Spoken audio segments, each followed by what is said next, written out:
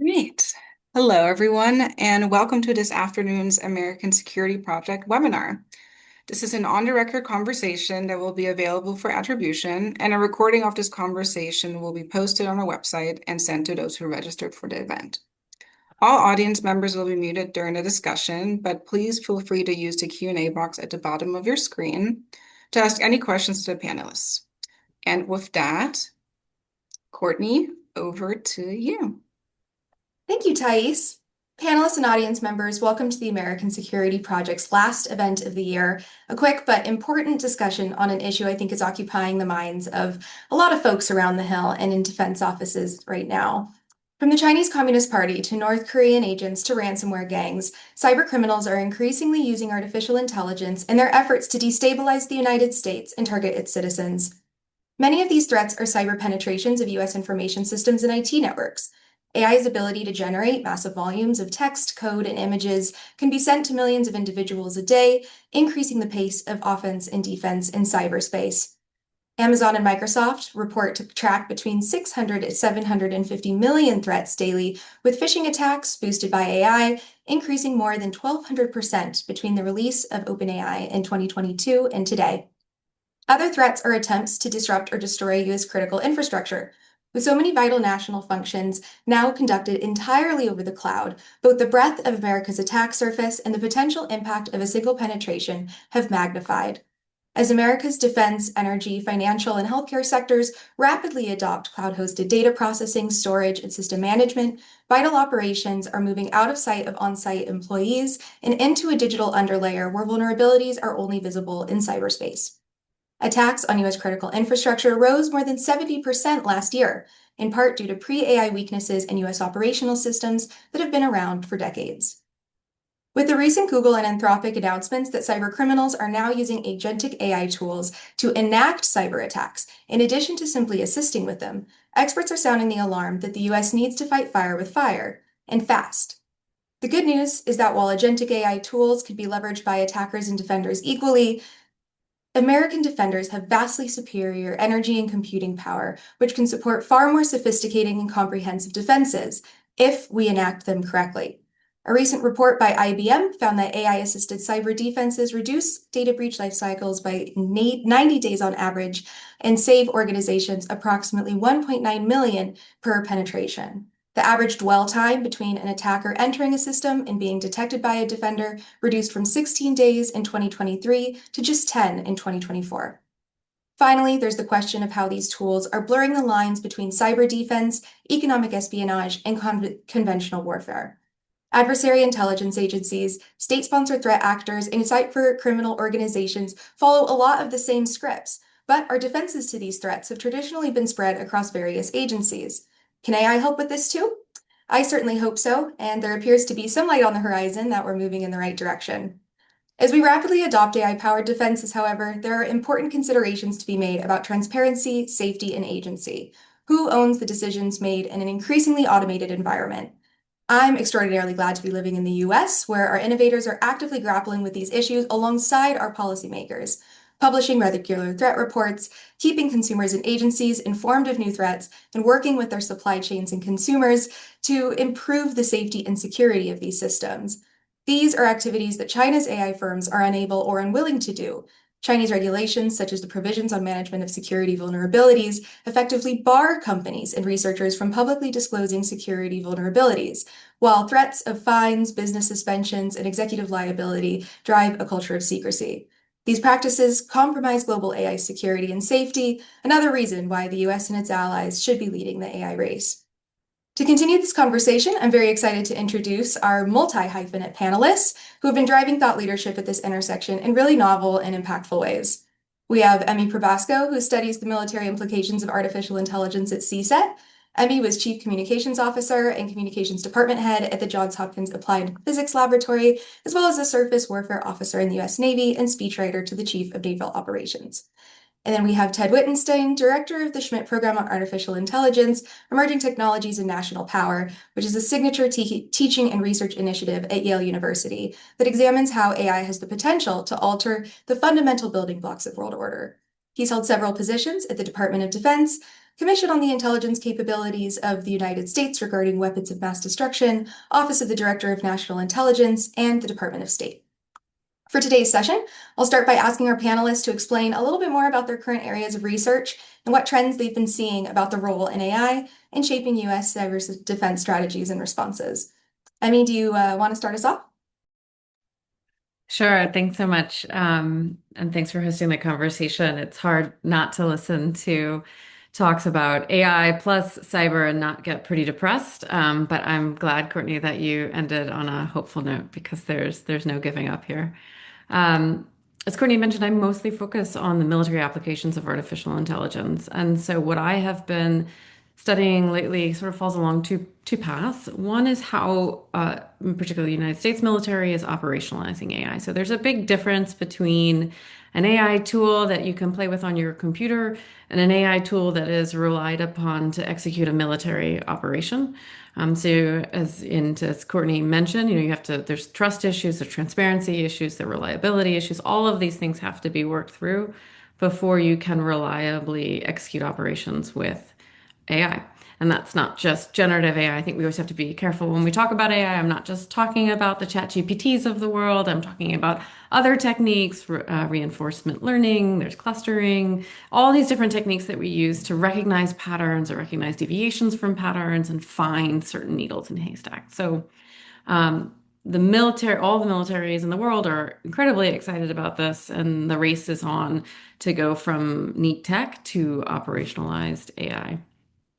Um, there have been, as you mentioned, reports of more militaries using AI for cyber operations. The most newsworthy one was from Anthropic, where they discussed how a Chinese advanced persistent threat was using Anthropic's agents. So basically, to say this in not terribly technical terms, they're using AI to help them do what they would normally have to do for a cyber operation, but do it a little bit faster, more efficiently, perhaps without as much bespoke knowledge and without as many people. So finding the people whose credentials you might want to steal can be a little bit easier with these agents. Finding different vulnerabilities, writing code for those vulnerabilities, all the steps that are still a part of a cyber operation are now you can use AI to operationalize those steps in a new way, make them a bit faster and perhaps a bit more efficient. So there are lots of experiments going on around the world where states are trying to use AI to find vulnerabilities and to gain advantage, and also criminals are doing it as well. And what's frustrating is if you're a cyber defender, you probably have lots of things to worry about, and if you're a cyber criminal, you have one thing to worry about, which is finding your way in. So it's a really difficult problem. The other piece, just to talk at a high level about the things that I look at and sort of setting this up, and then we can get into this discussion later, is China's adoption of AI. And so at CSET, we've been studying some of their requests for proposals. So the same way that the United States government puts out a request for proposal from industry or from the research industry is, can you try and build these sorts of things? Well, we've been looking at what the Chinese have been saying about what they would like built. And we can get into that later, but is plenty to be concerned about in their attempts to gather data and to use it to gain a strategic advantage. But maybe I'll stop there and we can talk more about it later. Thank you. Ted, you want to fill us in? Sure. Pleasure to be here from Yale University. You mentioned our Schmidt program on AI and emerging tech and national power. What we're really trying to do is develop kind of requisite technical fluency for the next generation of student leaders that are going to need this interdisciplinary skill set to grapple with both the sort of threat landscape that Emmy just outlined, as well as potential avenues for defense. It's a pretty broad research and teaching program. We run and sponsor around 10 or 12 courses at all levels across the Yale campus, bring practitioners and academics together and try to bridge the divide across our law, technology, policy, business, and ethics communities, looking at these challenges from a range of different vantage points. And it's a dizzying pace of change, right? So I think part of the challenge here is the technology is changing so rapidly that a lot of the traditional ways that I would have taught cybersecurity a decade ago or so on the Yale campus has really already fallen away, right? So I think the sort of traditional methodology of trying to define whether it's cyber espionage or cyber crime or cyber warfare, the methods now, the tools have blended in a way that very much depends on the attacker intent, which is very difficult to discern and classify. So the defensive capabilities have to be sort of omnipresent at the same time when the threat surface is sort of increasingly widening and the barriers for entry and the technical skill are plummeting. So I think of AI as an accelerant, right? These cyber threats that we've already just outlined have existed well before this sort of increasingly sophisticated automation of these tools. But what you're seeing with AI is sort of the speed, the scale, the customization of the attacks. You can make them kind of continuously tailored, and you can really kind of compress the attack timeline in a way that increases the success rate, particularly if it is in fact automated. And then sort of as you can automate certain types of the kill chain, right? So I think the ability to sort of have increasingly AI assistance with reconnaissance, exploitation of vulnerabilities, and then lateral movement as you sort of can increasingly blur the way that you can sophisticatedly look like someone in need of credentials in a way that was sort of used to be detected, I think, from certain types of spear phishing, right? So sort of the traditional indicators of compromise, the so-called IOCs, are really becoming, I think, less durable and less predictive in this kind of AI automated attack environment.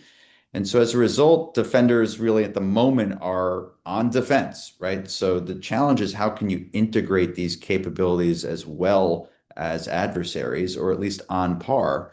So if Anthropic is now saying 80 to 90% of the malicious offensive cyber capabilities for certain types of attacks can be automated, then I think that's a similar percentage that might need to be matched on defensive side, particularly with respect to critical infrastructure. The challenge, of course, is a lot of critical infrastructure is not government owned. They're not as sophisticated as the military or intelligence actors that Emmy is very familiar with. And so there is, I think, a knowledge gap still, an adoption gap, a data sharing gap between government and private sector. And these are all some challenges that we could further touch on. But I think we're seeing a blurring of traditional distinctions. We're seeing increasing utilization of the tool by adversaries, particularly PRC connected adversaries. But the sort of sophisticated PRC campaigns can now be more diffuse into a wide range of other malicious actors. So it looks a little daunting from the position of cyber defense. And the question is, can we automate these tools? Can we use speed as a strategic variable in a way that traditionally has not been the case on defense? So we can no longer really sort of be passively waiting and analyzing intrusion forensics after the fact. We need to use the tools in as adaptive and thoughtful way. Thank you. And I know you've covered a lot, so maybe Ted, I'll go back to something you said a little bit earlier in your intro statement, which is that, many of the attacks we've seen over the past months and years have been from Chinese state-sponsored groups. And increasingly, this is with the intent to either spy on U.S. critical infrastructure or plant even virtual bombs in U.S. infrastructure that can be triggered later. And this is kind of an escalation from the data access and just kind of traditional espionage routes that they were taking before. How is China incorporating AI into its existing cyber offense strategy? Is it shaping it in a significant way? Is it just, like you mentioned, an expansion of existing activities, or are we really changing the way that we're looking at China in terms of what their objectives and motivations are to conducting these attacks? Well, again, I think AI is accelerating the ability of malicious Chinese cyber actors to engage in this sort of activity, right? So the so-called Volt Typhoon related intrusions towards the end of the Biden administration, which were sort of pre-deployed or pre-positioned malware in certain types of critical infrastructure, which reportedly the Chinese acknowledged when confronted about this, right? That type of intrusion is a non-automated, non-AI, although highly potentially damaging cyber attack, but it's not an attack as in the malware has not been turned on, so to speak, right? So again, how you would characterize that sort of pre-positioned malware, it's an intrusion of a system, but you have not yet held the system at risk.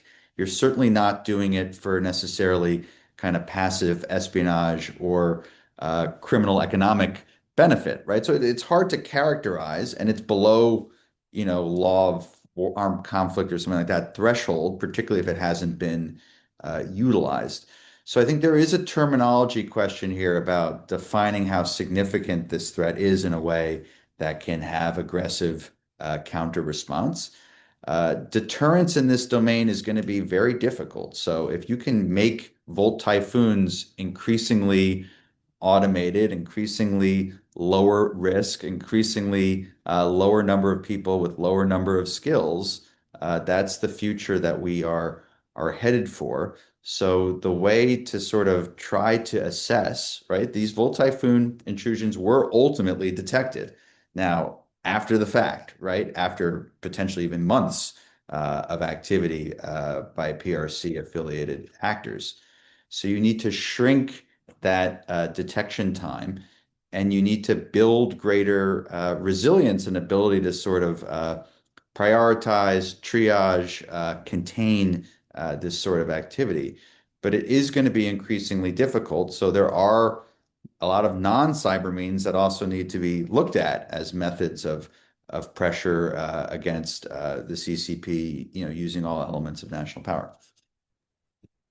Thank you. And yeah, I think it's interesting, right? When we look at how the cyber offense strategy is changing over time and adopting these new technologies, I think it's interesting to see how we've also seen China change their overall military strategy, right? Due to the success of some of these campaigns, even when captured, right? The odds of something similar happening again are not decreasing by any means. It's just that they will have to shape, especially if we incorporate, AI threat monitoring that captures some of these cyber penetrations, new strategies, possibly collapsing timelines, camping on vulnerabilities and 0 days until the time is right, and then how are we best able to respond to that is, I think, kind of the question that we're at now.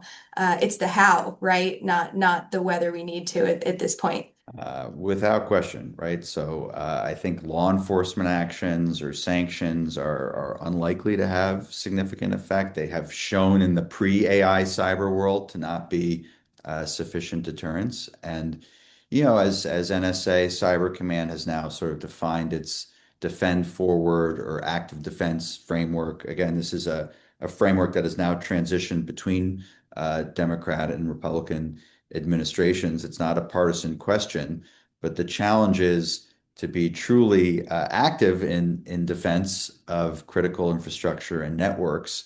You have to be forward into malicious systems, similar to how allegedly CCP actors are maybe forward in our systems, right? So the offense-defense distinction does become quite blurry in the cyber domain. That doesn't mean you shouldn't engage in more active defense, but it does mean that sort of thinking about on-off offense defense may not be the right framework anymore, given sort of the pace and the scale and the sort of saturation of this kind of gray zone cyber threat landscape. I would just add to, I mean, I think Ted's absolutely right. And it adds to what I think we talked about before. It's incredibly frustrating to see what the Chinese are doing in terms of IP theft or data theft and embedding backdoors and critical infrastructure. And then it's even more frustrating when you look at it in the aggregate and say, well, it's not war, it doesn't trigger any kind of like what is the response is all below the threshold of war. And when you look at it over time, it's hard not to see that they've made incredible strategic moves. I would highly recommend, I just finished the David Shedd and Andrew Badger book about that sort of tracks the history of IP theft and what they've done to get ahead in their technology. And it's hard not to look at that in the aggregate and say, how did we let that happen? So these are really challenging, and it's this distinction between offense and defense, the distinction between an active war and non-active war is so fuzzy and so frustrating. Yeah, and I think what you might have originally been able to kind of clearly better classify as sort of cyber espionage for economic commercial gain, the IP theft challenges, is more difficult now, primarily because the same tool, the same, attack vector essentially could be both a sort of data exfiltration tool as well as an offensive tool that could manipulate, degrade, or destroy a system. So the ability to sort of insert a very different type of payload is actually increasingly easy now. So what we might have been able to say would be sort of traditional Chinese cyber IP theft now could be very different depending on the intent and use that the malicious actor might wish to deploy. Exactly. And I think it's interesting, right? The talk about escalation might be the wrong framing, considering it's not just escalation. They're simultaneously continuing their lower threshold activities at the same time as they are, paying cyber criminals in other states to, try and enact ransomware attacks. And they're simultaneously targeting US citizens, and they're simultaneously, planning these kind of virtual bombs in US infrastructure. And they're different arms of this kind of multi-headed hydra that is not necessarily rising in just one direction, right? It's all of the directions. And as you mentioned, Ted, really presciently, they're continuing these activities and building on what they learned from doing ransomware in their same penetration software, right? That they're using to plant bombs. And at least for attribution, there's a positive there because if we can track how they're injecting some of these software bugs, then we can, better plan and predict where these next upcoming attacks are going to be coming from. But certainly this is definitely changing, I think, just overall the threshold of conflict that we're seeing. And Amelia, I'm curious what you think on how many folks are stressing this need for national AI-powered offense defense strategies to fight AI-assisted cyber attacks, assuming that's a given and we need to act fast to build these defenses. What kinds of risks arise when these systems are delegated greater authority in cyber defense? And I know you wrote a report on how like governments and defense actors should think about accountability and control in these high-speed environments. Maybe there's something we can learn from that. I mean, I would say in terms of using AI for offensive or defensive measures, right now, the experimentation that, I mean, sometimes I think people forget that the military is actually a pretty risk-averse institution. They don't want to mess up. This actually goes for the Chinese military. In the Chinese military, if you mess up, you disappear. So I think the experimentation that is happening right now is pretty controlled, where folks are trying different techniques inside of well thought through processes with checks along the way. And they're learning a ton. So I expect what's happening today is, I can tell you for sure, what's happening today is not what happened 3 months ago. And it will be completely different in 3 more months. There is a constant iterative cycle in trying to use AI to do defense. Um, there is this control, there's the topic that often comes up with AI is this notion of a black box. Um, and I understand the concern. There is a legitimate concern, but the degree to which you should be worried about the black box depends on how you're using the AI. The simplest example to give you is there are a lot of computer vision algorithms, so just the algorithms that can look at satellite imagery and say, oh, that's a Russian tank, or oh, that's a civilian vehicle. Um, and I think people thought, oh, there's AI and it's choosing targets. It was AI saying, hey, listen, of the millions of images that you have, here are the 10 that you should look at. And now go look at them. It's pretty easy as a human to validate, tank, not tank. Um, so you can contain the risk of a black box inside of a organizational process to really substantially reduce the risk that you're going to make some sort of AI triggered mistake. That's not to say that this is completely foolproof, but there is almost no military tool that is foolproof. I regret to inform everyone. So I think that that there are ways, there are experimentations that are happening. We will get faster, we will change. But right now, we're still at the let's make sure we understand how this works and choose to use it in processes where we can address uncertainties. There is, I think, interesting, and I credit Mike Sullemeyer's done some really good thinking on this particular topic. Um, there's some good thinking about, hey, part of the reason that military leaders have been a little unsure about using, at least the US military leaders have been unsure about using cyber full stop, much less cyber plus AI, is a lack of understanding of how exactly the technology will play out. Will the target be struck in the way that I expect it to do? And does that moderating their appetite to try and use these tools? And I think generally people fall out on when a military commander may not fully understand, may not have the utmost confidence that the intended target will be struck, it will moderate their use. So, sometimes I think folks get a little worried that things are going to get out of hand, and I'm all for planning for the worst. But I think generally what's happening is people are worried about the worst thing happening in there, and they're putting in a bunch of checks along the way. I think hopefully that answers your question. I wonder if at some point that we could go back to how China is using this, because I think there's a couple other things that I would just add on. Sorry, I'll just jump right in. Yeah, That please do. the one of the and I think Ted, you hinted at this, but one of the things I find pretty interesting is that China has a good legacy of gathering data on people. The it and it's been hoovering up data for a while. It now has AI enabled systems and is advertising for more to get more data on people. Now, some of this is on their own people, but some of this is on other people. And it's hard to know when you look at some of the systems that they're trying to buy who exactly they're targeting. But when you combine a dedicated campaign to gather lots of information on individuals with a tool that is generative AI that can tailor communications to those individuals and help you sort through all the information to find who's got the highest network access, for example, or who is in a position of influence. And then add in things like disinformation, where I'm going to create deep fakes of your boss to convince you that you should sign this contract. Things are happening. That combination of an enormous amount and a dedicated campaign to collect data, plus the tools to finally do some pretty interesting things with it. I think that to me is where we need to start thinking defensively about how we want to respond. And I don't know that there's a great answer yet, but I know a lot of people are worried about them.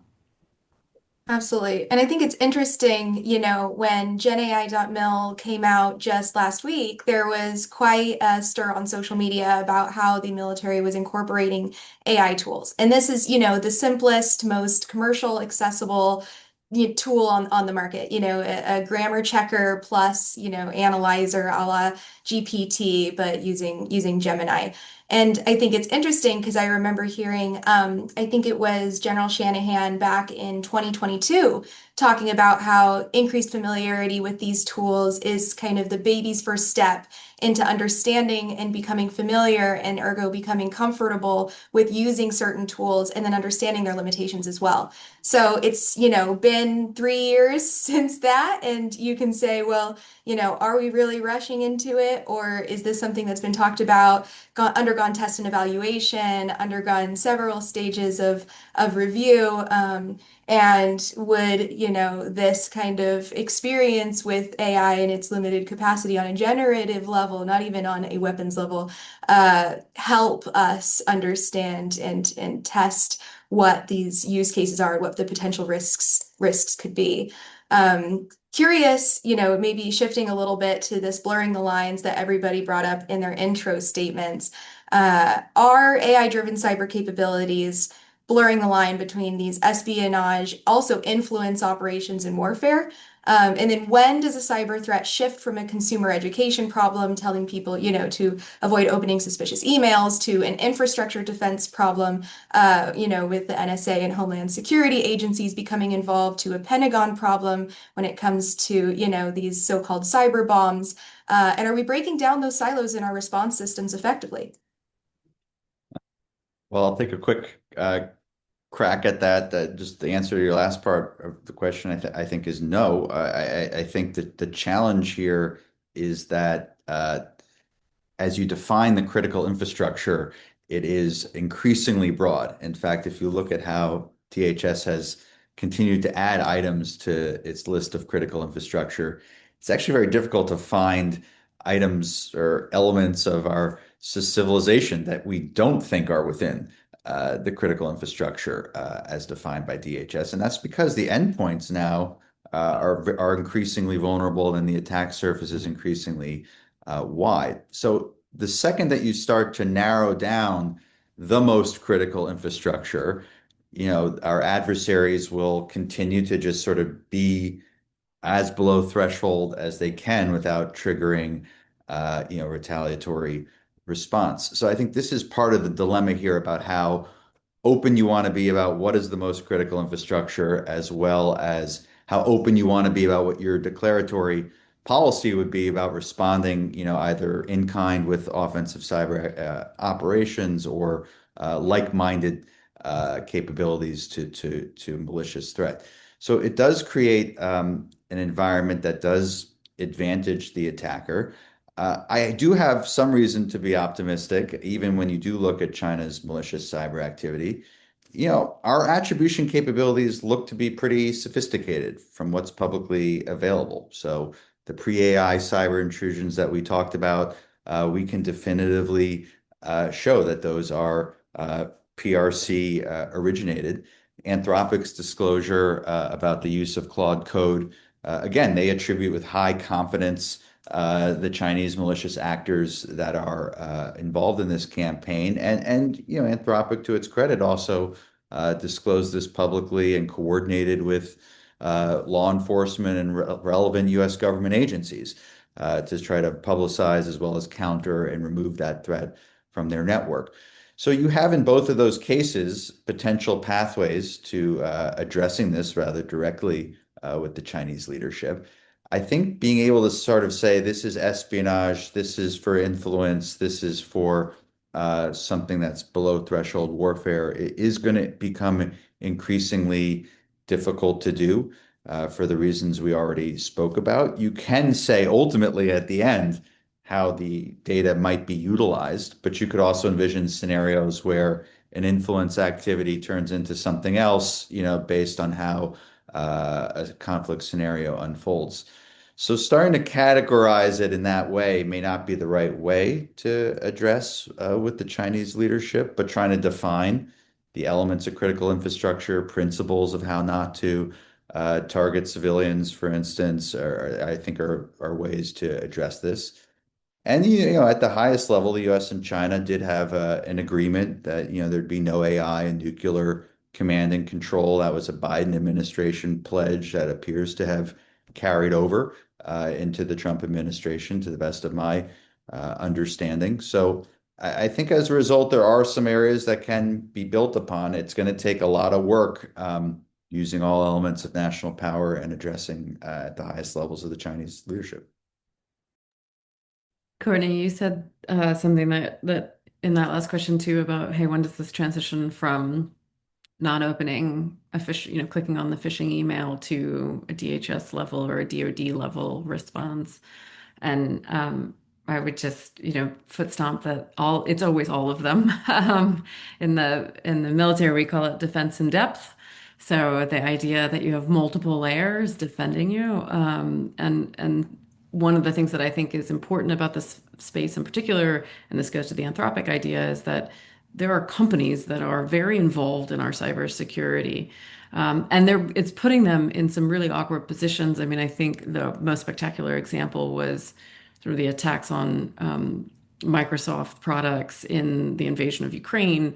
Anthropic's obviously in this game. I think Microsoft's led in a lot of ways by trying to really publicize the threats, and we as individuals, and the government, have to find and continue to push on these public-private partnerships to create a level of defense. For the companies, the incentive is, hey, this is the sanctity of our product. Like, if the Microsoft product is not secure, it's not good for Microsoft business. And so that's pretty helpful in terms of aligning incentives. But we can't overlook ways in which the government can help support those private actors who are doing a lot of good. And it's interesting to look at the differences in how the US and Chinese defense agencies are incorporating this new technology because, of course, you have civil military fusion in the Chinese side. That's obviously an inherently close relationship between these firms in the state. And then you have the US innovation ecosystem, which has traditionally been a lot more open, a lot more collaborative. And traditionally, we've seen our model succeed in various ways while the Chinese model is kind of falling behind. If you guys think there are any specific advantages or disadvantages of these two models as they are now in 2025, I'd be very interested to hear how there are, certain advantages that we have with our innovation ecosystem and our partnerships versus how China is addressing it, and whether they've overcome any of the challenges that people I think have painted them with, rightly or wrongly, right over the past decade. Well, I continue to believe that America's frontier AI labs remain, the most capable, most sophisticated models. However, I think the Chinese models are definitely uh, catching up, right? And I think there are a few reasons to be concerned about this. One is the sort of proliferation of open source models, right? So I think uh, the ability to approximate the most sophisticated closed source models through some of the open source ways that Chinese companies have crowdsourced this, is again approaching the frontier.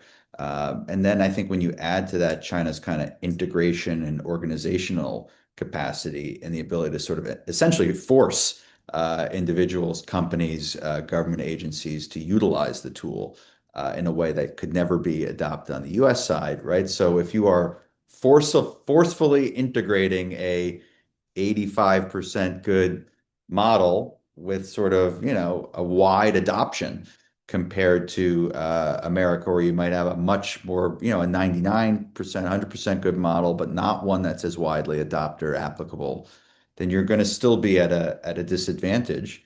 And then increasingly, of course, we're moving towards more embodied AI, where robotic systems that might be able to utilize these LLM tools are also an area where China has invested very heavily. So, certainly the United States can't really rest on its laurels and sort of saying that, we have the best models. So you have to focus on the sort of adoption, integration of these capabilities within companies, government systems, and processes, and you need to sort of push towards being able to embody these language models in different sorts of robotics functions. I think those are going to be the sort of the next stage of this competition.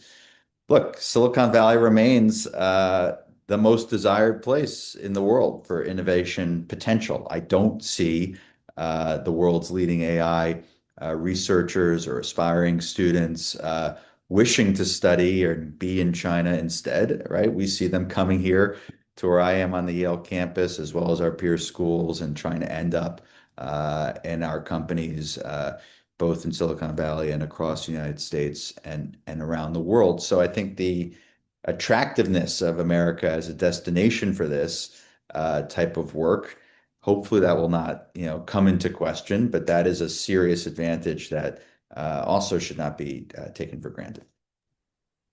Yeah, I mean, I agree that there's nowhere I'd rather live. There's no better innovation ecosystem than the United States.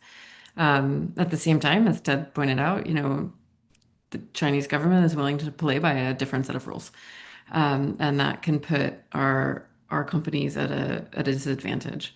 You look at the open source models. What some folks compare what's happening with open source is to the Huawei kind of if you're familiar with the Huawei story, this notion that you're going to create a pretty advanced, very good technology, and their open models are excellent. And you're going to make it free. And it's real hard to say no to free. And what's unfortunate is that we see US companies, we see US researchers downloading these free models all over the place. They're useful and they're free. It's really hard to say no if you're a researcher that's trying to do this work and you feel like you can't afford one of the proprietary models.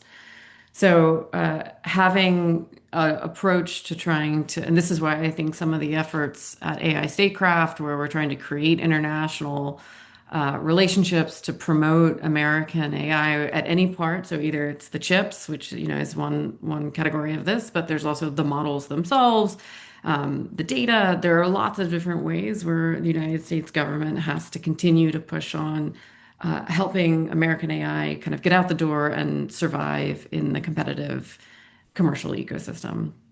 The thing that's a little hard to watch is, like CSET does quite a bit of work on China. And if you look at some of their efforts to bootstrap their own innovation ecosystem, they have copied the American system. So even if we go back to a few months ago, the notion of overhead rates, so how much money does the government give to a laboratory to help them set up their infrastructure, get the lights on, buy all the equipment, that kind of a thing? They copied that from the NIH, and you can see it in their documents. And so it's really frustrating when we seem to be taking away what was a competitive advantage research-wise, because that has helped a lot of Silicon Valley companies. It's helped lots of companies get started, and it does seem to be a critical part of our innovation ecosystem on top of the amazing venture capital and the money that's in the US system to help build companies. Like those ideas, that basic research is gold. And so really continuing to push on our advantages and keep ahead of the Chinese. They're catching up. I mean, if we track their publications, and you can see they're doing great. They're high impact factor publications. Stanford has this great report every year that shows you just how much they've upped their game. Their research is excellent. And so now it really is a neck and neck race, and we cannot take our foot off the gas, whether that's research or companies developing frontier AI models. Well, I certainly agree with that. I think cuts to basic science research for the next generation of emerging tech would be very damaging, right? So as we move beyond AI to quantum synthetic biology, questions of outer space, right? The AI revolution shows us that those advances happen due to basic science research at universities like Yale, 2 decades, starting 2 decades or more even ago. So there is a long leadway in that investment. And just to go back to what I was saying, though, China will always have a sort of innovation comparative advantage to the United States. So they do not have to 100% match the US innovation ecosystem. In fact, they could probably likely match it at a percentage much lower than that, but could integrate it and apply it and widely adopt it in a way that would transform their systems and societies at a rate much faster than ours. So we have to borrow from some of these concepts that China has been strong on in terms of their industrial policy, their organizational capacity, but at the same time, we need to keep focusing on the areas of our strength, which is the sort of breakthrough innovation potential. There's one other really critical strength that Ted, you reminded me of is, if the large language models in China have to pass the CCP tests. So they can't say the wrong thing. And so they have to go through reviews. In fact, there's lots of regulation in China around these models about what they can and cannot say. We don't have that issue exactly. I mean, we have lots of debates about what is a valuable or valid model output. But they're debates. They're not the government showing up at your door telling you you can't publish this. We should use that to our advantage. While they're struggling to get their correct political speech, we should continue to plow ahead. Yes, that was certainly sort of pre-DeepSeek. Chinese models seem to really struggle with this. Baidu's Ernie bot, for example. DeepSeek, because it is open source, you can see how it actually does comply with Chinese censorship filters. And yeah, but that is ultimately potentially a limitation to a model's most advanced capabilities. If you're saying that it's a hallucination to say something in the Chinese system because it's about their leadership or it's about something that is not appropriate to say in their system, that's going to constrain model development. But again, if you can integrate that capability at a much wider percent adoption rate, and it's only 75% as good, that might still be a relative advantage. And I think it's why we have to sound the alarm that like this magical AI LLM is not telling you necessarily the actual truth. And there have been some interesting research that shows, under certain conditions, Chinese LLMs will give you insecure code. It depends on what language you're using or, where you're coming from in the world. Or if you mention Uyghurs, Right. there are certain behaviors of these systems that make them insecure, unreliable, lots of reasons not to use them. Unfortunately, they're cheap. And so somehow we have to get the word out ahead of the fact that they still are pretty capable and free. Yeah, I think there's a lot that could be done to publicize the risks of these capabilities. But look at the TikTok debate, right? Which is again sort of pre-Chinese most advanced AI models, although increasingly using AI tools. But publicizing the risks of young people being having all their personal data and facial and voice recognition held captured to the CCP, was not persuasive on a large number of users of that platform. So I think we do need to sound the alarm and try to learn from some of these pre-AI examples as best that we can. Absolutely. And I think what you guys both mentioned, which is super important as we close up this conversation, is this double-barreled strategy of having the best ethics, the best security, the best, partnerships with our partners around the world, and also the best innovation, right? It's not mutually exclusive, thankfully. I just this morning published, a new report comparing the threat reporting practices of American and Chinese AI firms. And unsurprisingly, we found that Chinese firms do not publish any threat reports, right? They don't identify novel risks to the AI landscape. They're publishing research, but this research about is, how great their models are and how much better that they're going to get. And maybe that's useful for the innovation landscape, but it's certainly not useful when it comes to protecting global AI safety, ensuring that these tools are being developed and used responsibly. And I think that's something that our AI industry, even when you're using, comparisons between firm size, right? It's not just the Amazons and Googles and Microsofts of the world that are publishing these reports and engaging on these issues. It's small US startups across the board operating in conversations that maybe even, protect liability or open up to liability in an effort to ensure that these tools are being developed and spread responsibly. And I think that's a big reason why we need to continue to lead in this space. Thank you so much to both of you and to our audience for joining us today on this really interesting conversation. As Thais mentioned in the beginning of this session, this will be uploaded to YouTube. Really excited to see where the end of the year takes us. And thank you all so much for attending. Have a great holiday season. Thank you. Thank you.